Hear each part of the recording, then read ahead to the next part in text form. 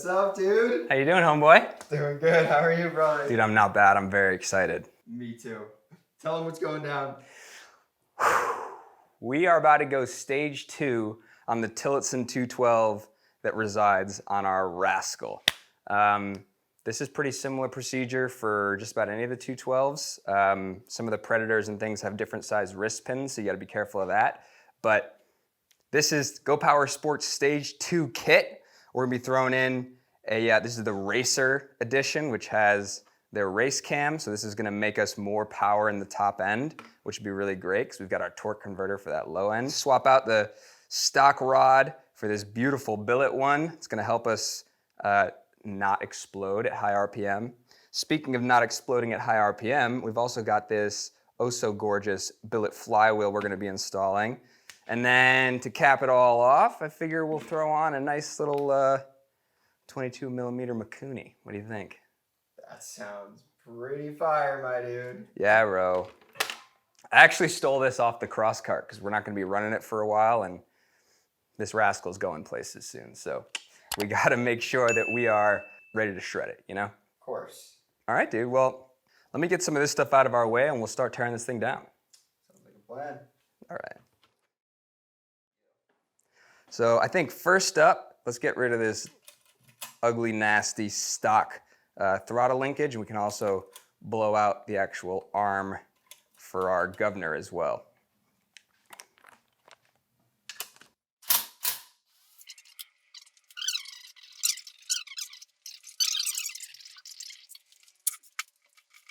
Now that we've got that old linkage out of the way, I say we pop off this shroud in the front.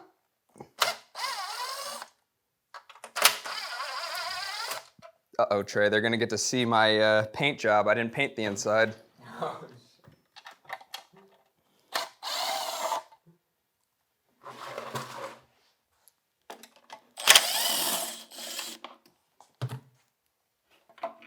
You're also gonna wanna make sure you remove this little switch.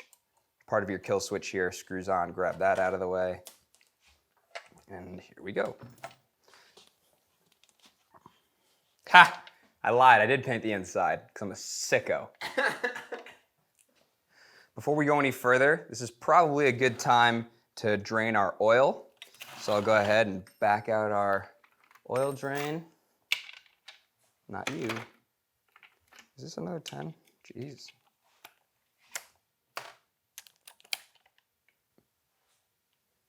I should probably have an oil pan under it, huh?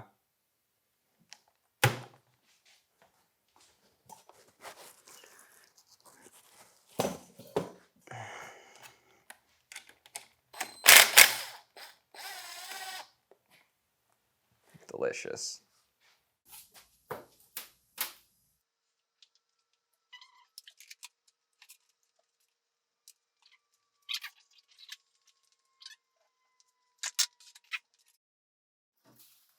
Now that we've got our oil drained, we can take off our air filter. We are already stage 1 here with the stock carburetor. So pop this off, pop off these 2 little 10mm in here.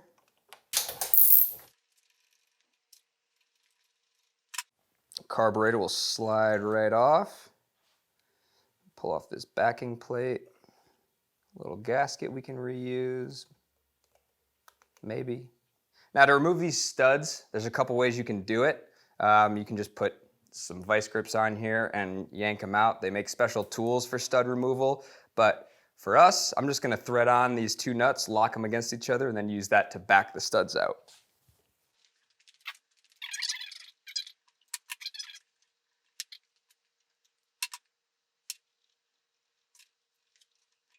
Now that we've got our studs out of the way, I'm gonna take a little bit of masking tape and just cover up the intake. That way, as we're working on this thing, we don't have anything trying to blow in.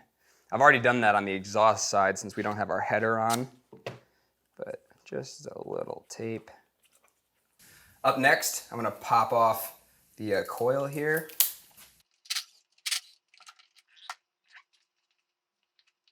And now with our coil out of the way, we can go ahead and back off our flywheel nut. pop off the cup. We're gonna need that again. Fins can go. And then in order to get this flywheel off, the recommended method is to thread your nut back on, stick a pry bar between the engine and the flywheel, give it some pressure, and then hit this with a hammer. So that's what we're gonna do. Let's see if this is enough prying. The old shoulder pry bar trick. Old as the hills. Exquisite technique. And there goes our stock flywheel. Look at that casting, bro.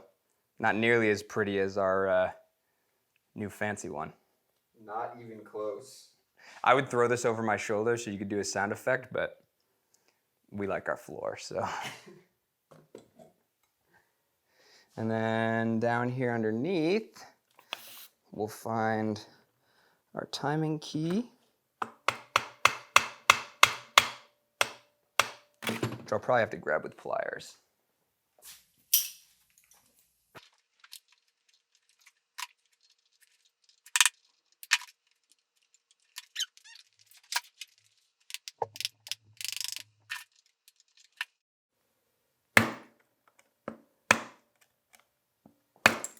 There we go. So, if like us, in order to get your timing key out, you gotta beat on it and you end up chewing it up like this. I don't know if you're gonna be able to see that, Trevor. You're gonna wanna take some sandpaper and knock down any of those little high spots that we created with our pliers and the prying.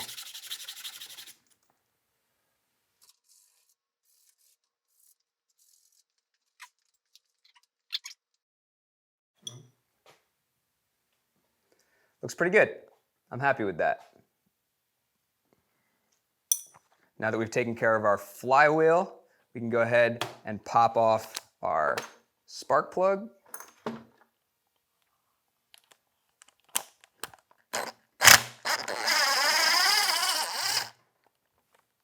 We're running a little rich, Trevor. And just for good measure for the time being, I'm gonna tape off this top hole as well. It's dusty in here, bro. All right. All that's left before we dig in is we can pop off this valve cover.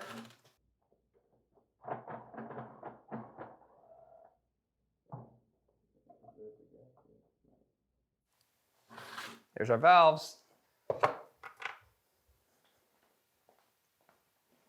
All right, we've got our valves exposed.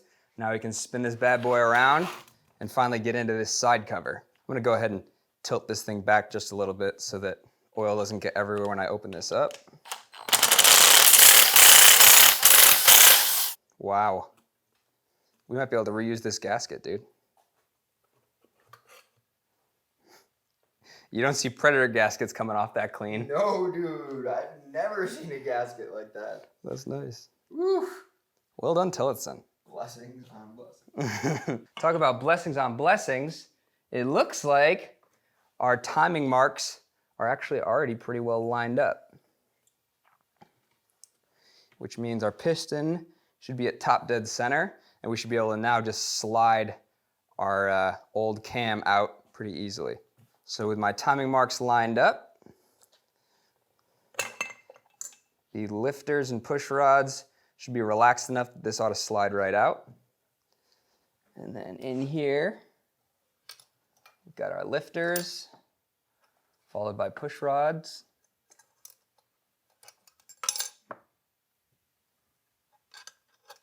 These are both the same length, so you don't have to worry about the orientation when putting these back in. Now that we've got our cam and lifters out of the way, I'm gonna go ahead and rotate my crank around until I can get that oil slinger here at the very lowest point. And now with our oil slinger at the lowest point, we can get in here with a 10mm wrench and loosen up these two rod cap bolts.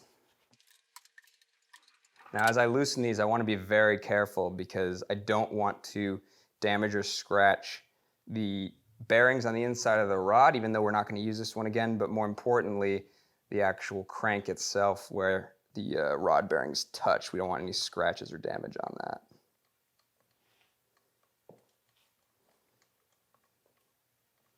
How many threads does it have? Okay. Okay. Now with the rod bolts out, we can carefully separate the rod cap and then rotate all the way up and around to get our piston back to top dead center. And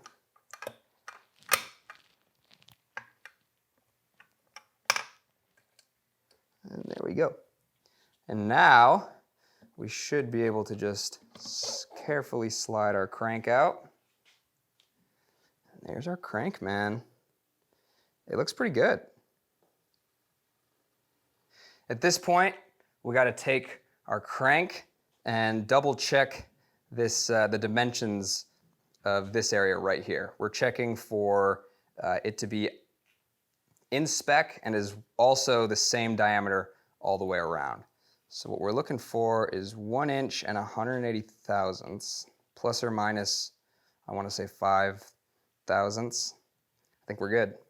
Before I go any further with the crank though, it's probably a good time to flush out these oil drain holes. We can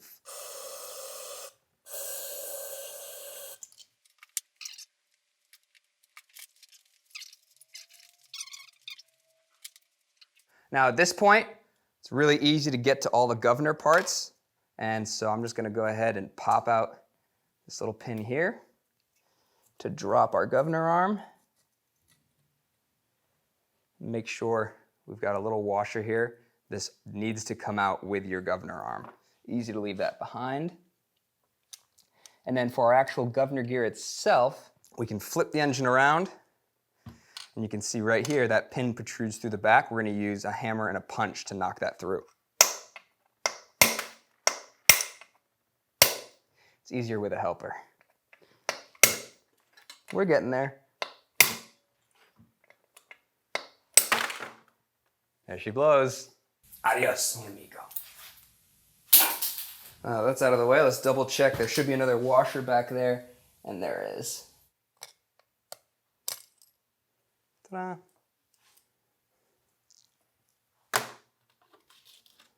Now, you can drill and tap these holes in order to fill them. That's what we did on our 420 governor removal.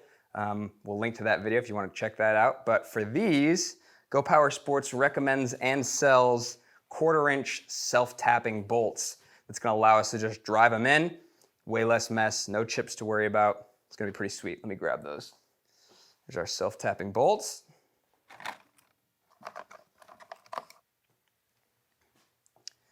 Throw a little bit of red Loctite on here. And we'll send them home.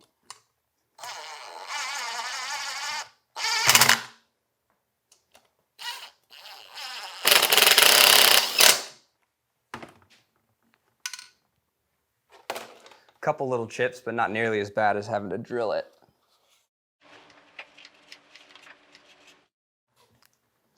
All right. Now that the governor's out of the way, I'm gonna go ahead and tilt this thing up. We're gonna slide the whole piston down just far enough so I can access the circlip for the wrist pin and pull that out. No need to remove the head for this. You're just real careful.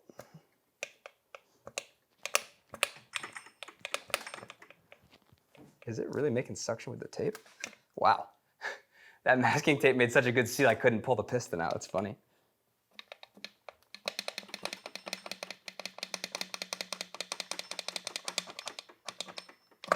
No. I saw piston rings. I think we're okay though.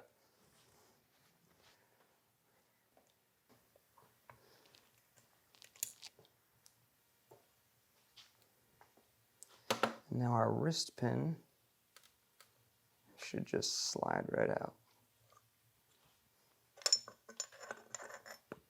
Ta-da. Not bad. Something I'll point out is take a look at these, right? See how the mating surfaces on the stock rod and rod cap are nice and flat. Wait till you see what the billet looks like.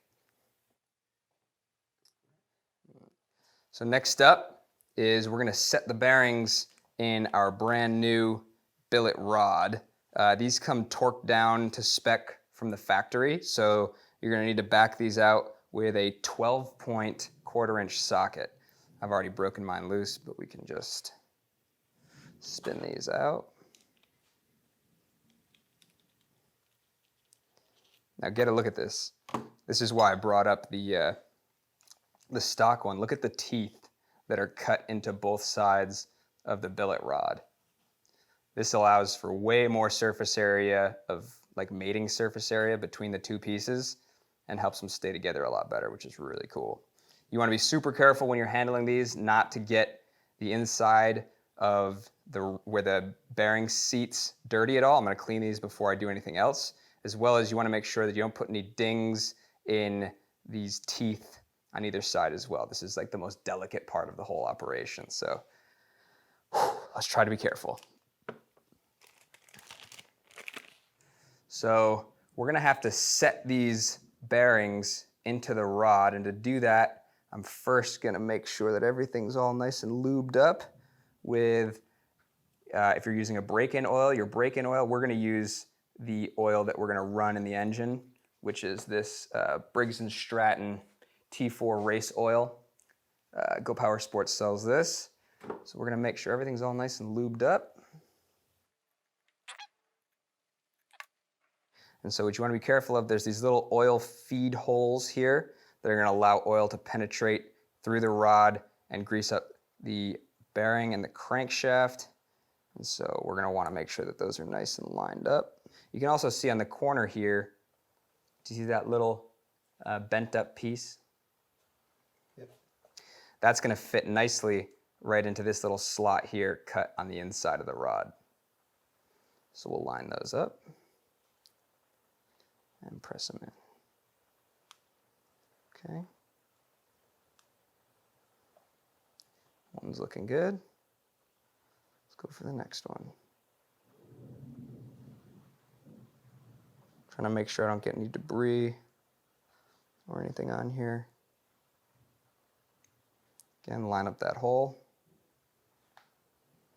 and push our bearings in.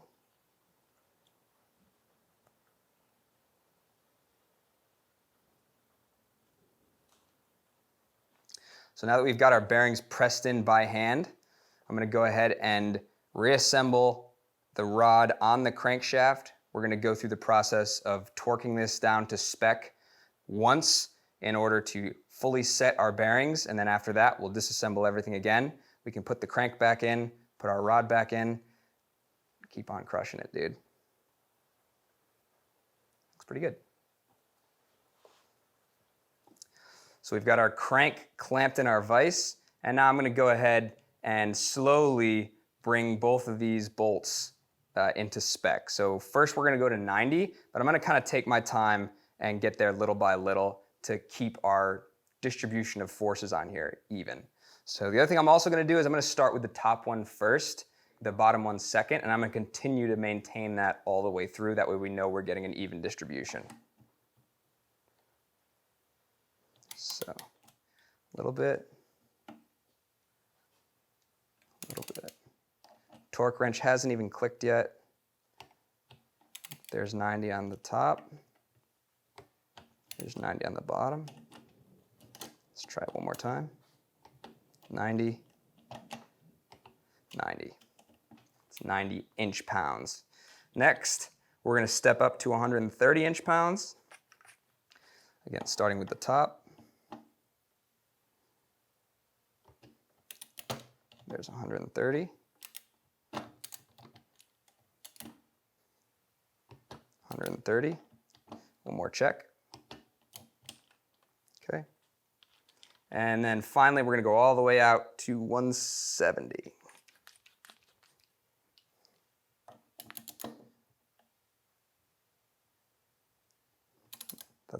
Didn't click yet, but I'm going to go down to the bottom one. I wish my socket would stay on.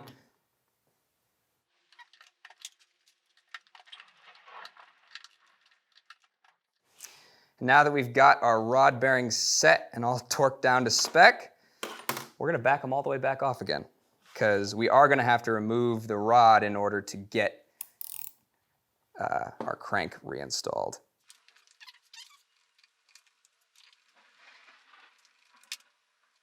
And there we go. We've got our bearings set into our rod, and they're all good to go. I think we're good to put our connecting rod in. I'm gonna have to get this thing all nice and lubed up, all the moving parts.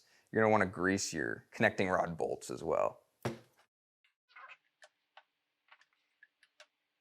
So I've got all of our parts lubed up our cylinder, the inside of our connecting rod. Ooh, let's get the wrist pin.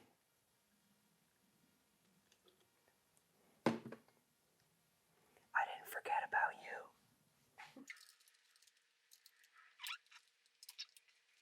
Okay. Now that we've got our wrist pin in, we can go ahead and install this little clip. Be careful with this thing, easy to lose. Come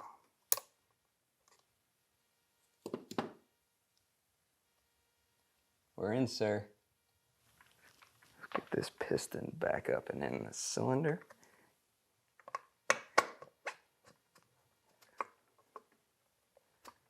All the way up there, Morty. Okay. And now we can reinstall our crank. Dude, we're getting somewhere, huh? Trying to be super careful I don't beat up the rod bearings or the crank itself, or the little teeth on the rod.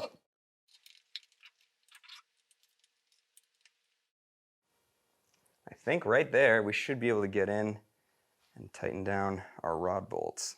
So when you're assembling your brand new billet rod, there's a tiny little mark right here, just a tiny little punch dot, and the same thing down here at the bottom of your connecting rod. Are you gonna be able to see that? That's gonna see it, you think? Where? It's tiny, it's right here. Just see if you can, just humor me with that. Oh no, you can see that. Oh, Yeah? 100%, 100%. Okay. If you can't see it, it's Trey's fault.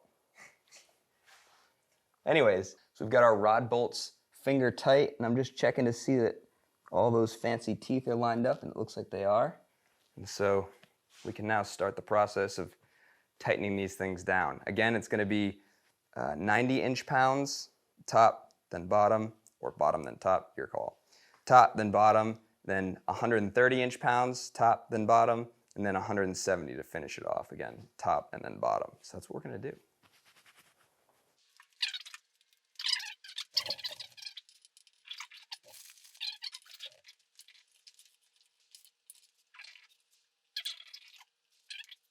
Now we've got our rod installed. Let's move this thing all the way up to top dead center. And we can reinstall our push rods and lifters. Let me oil these up. We're taking too long, Trevor. Things are getting dry. With a nice coating of oil on these lifters, they'll stick right up into the block, which is nice.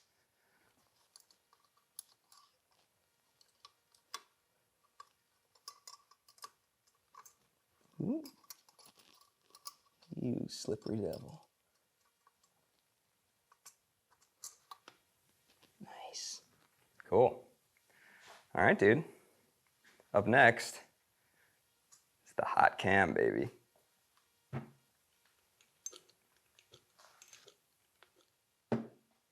Ooh.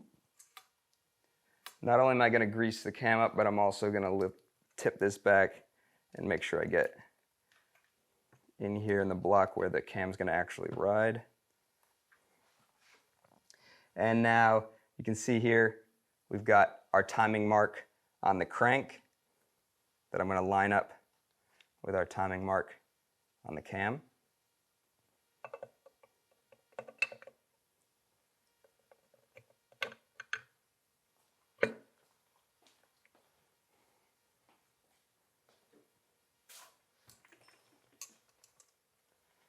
And there we go. Take a gander, bro. If I'm not mistaken, That is all of the work we have to do internally on this engine. I'm not counting, we're gonna have to reset the valve lash up here, but that's kind of external. So we're looking pretty good. She's looking beautiful. Heck yeah, bro.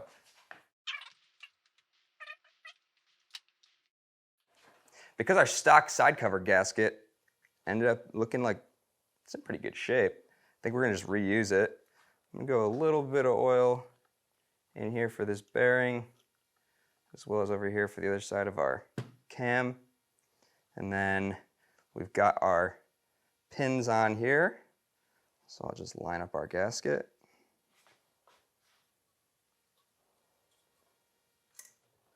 Tilt this thing back a little bit.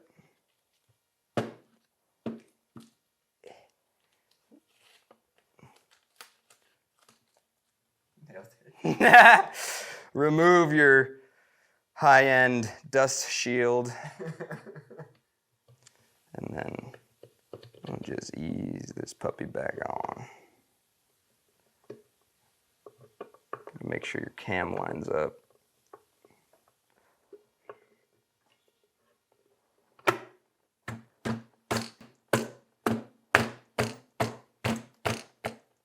And we're in. Sweet. Side cover bolts. Factory torque spec is 17 foot-pounds. I've heard that these can back out on a stage 2 engine at 17 foot-pounds, so we'll probably go a little bit tighter than that. Notice I'm not specifying how tight. Your mileage may vary. Tyrannus does not assume any responsibility for you over-tightening your side cover bolts. If your side cover bolts are over-tightened and your side cover falls off, Tyrannus is not at fault. If you're experiencing any of the following side effects, including diarrhea, dizziness, rolling the cart, please subscribe.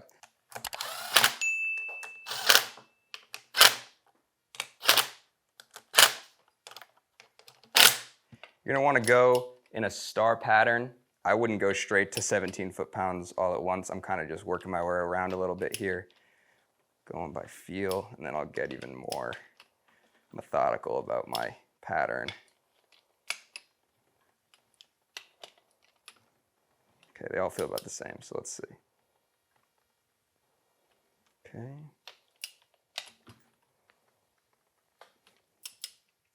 Not going to the click.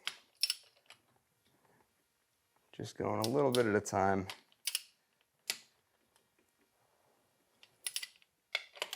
And we'll work our way up to that 17.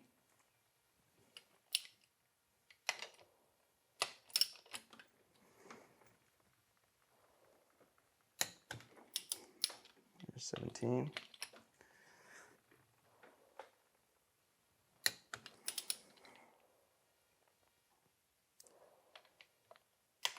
It's a tricky star pattern.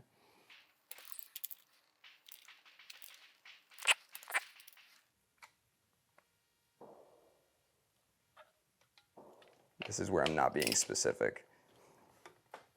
I have my torque wrench set to 19 and I'm just trying to stay under that. And that feels pretty good. Flywheel? Is it time? I think so, dude. Ooh. Just kidding. Let's do the valves first. I don't want to mess around with lapping compound and anything until I've got the engine all closed up. So, valves it is. I think I'm going to be able to just put these back together by hand, and then we're going to have to go in and reset the valve lash on both of these. So let's see. There's one. There's the other. Okay. And now we want to make sure that we're at top dead center. So we're at top dead center, and now the valve lash is going to need adjusting. 0.003 is the gap we're looking for. Let's see here. This is super wide open. Okay, so we're gonna need a little 10mm wrench. I lied. We're gonna need a 9mm. We're gonna need a 9mm. There's 0.003. We can check it with 0.004. Still goes with 4, so we gotta go a little bit tighter.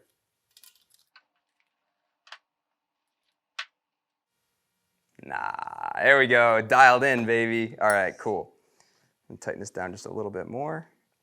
Good idea to check your valve lash again after you've run the engine through a heat cycle, so we'll have to keep that in mind.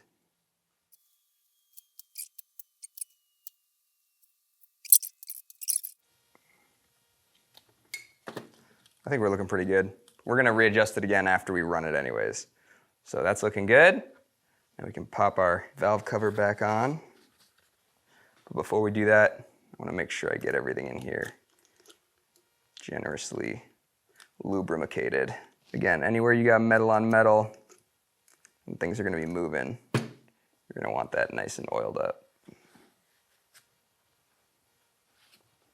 Okay.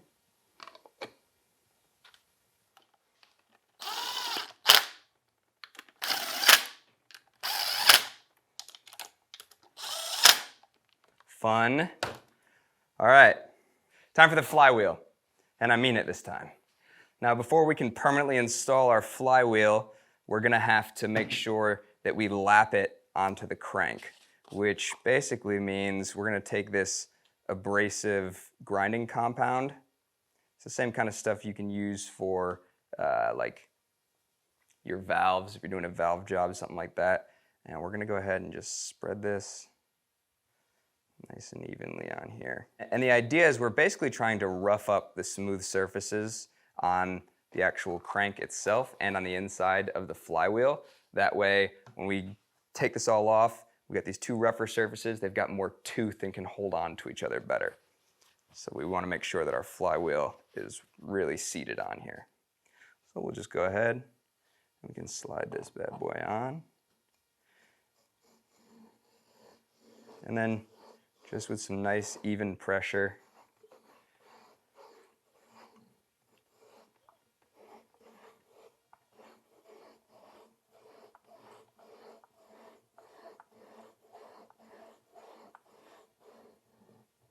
take it off and reposition a little. Make sure we're getting good distribution of all that grit.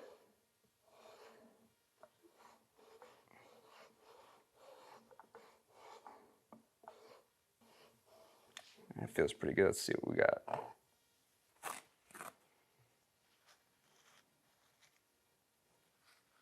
So we've got a nice even roughness on the inside of our flywheel.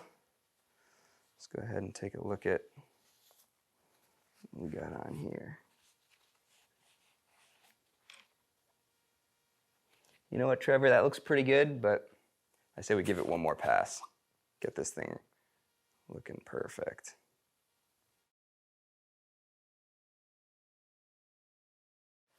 And that's what we're talking about. Take a look at that.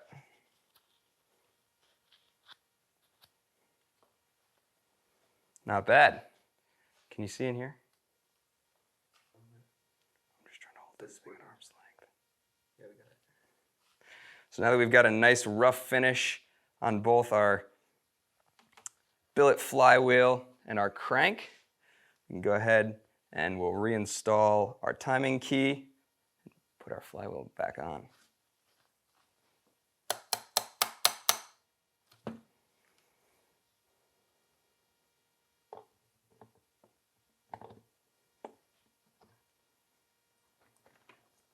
Nice.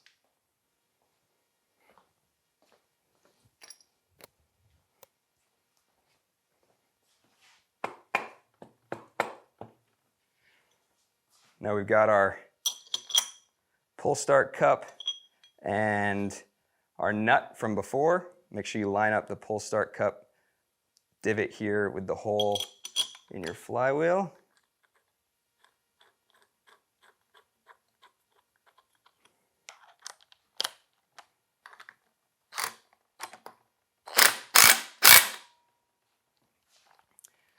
Now, this is going to need to get torqued to 65 foot-pounds. Go Power Sports sells a really nice, it's kind of a brake drum disc adapter thing that slides onto a 3/4 inch shaft. Works perfect for this. You can put bolts through, lock it in with a key, and it'll hold everything perfectly steady. We're going to have to get a little bit more creative because I don't have one of those on me right now. So I think what we're going to do is I'm going to attempt to throw a clutch on here, put a strap wrench on it, and hopefully we can get that 65 foot-pounds, but I'm gonna need your help, Trey.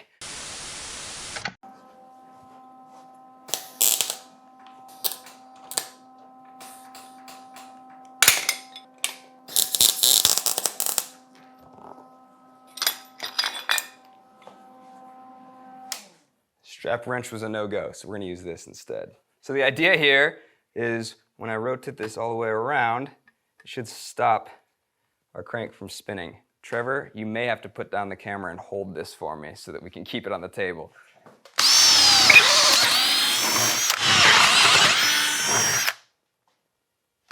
Oh, that's perfect. Okay, cool. All right, brother, hold on back here.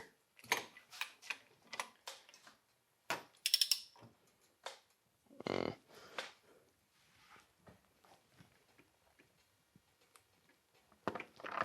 65 foot-pounds is a lot when you have to hold it down. Oh! No, that wasn't it. No? No. Okay, let me not be lazy. We'll tighten this last one, it'll be good. Feels good? Yep. Let's try one more time.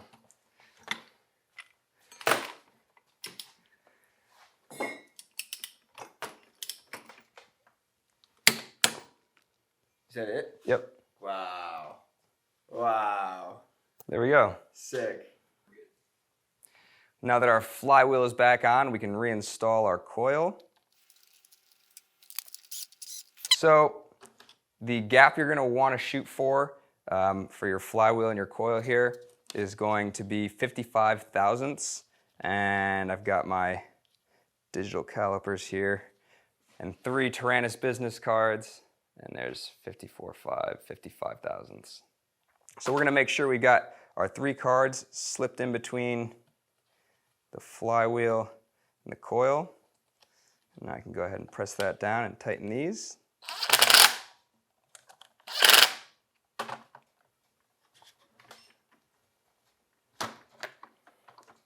And there's our perfect gap.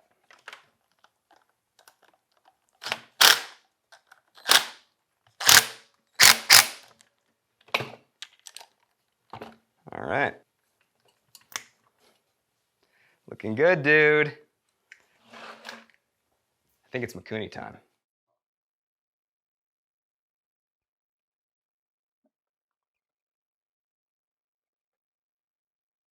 Time to put our custom Rascal side cover back on.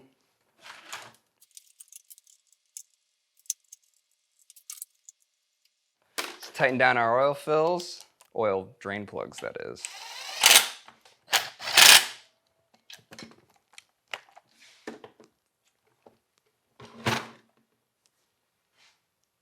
Bro.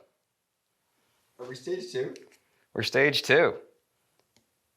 I guess we should put the header on, because I'm just going to sit this in the bike so that we have a place to run it while it breaks in, and then we'll get serious about it after.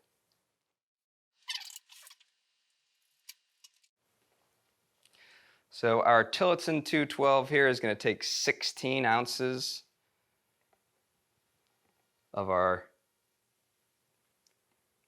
4T racing oil. Look at how cool it is, man. It's red. Fits the color grade, bro.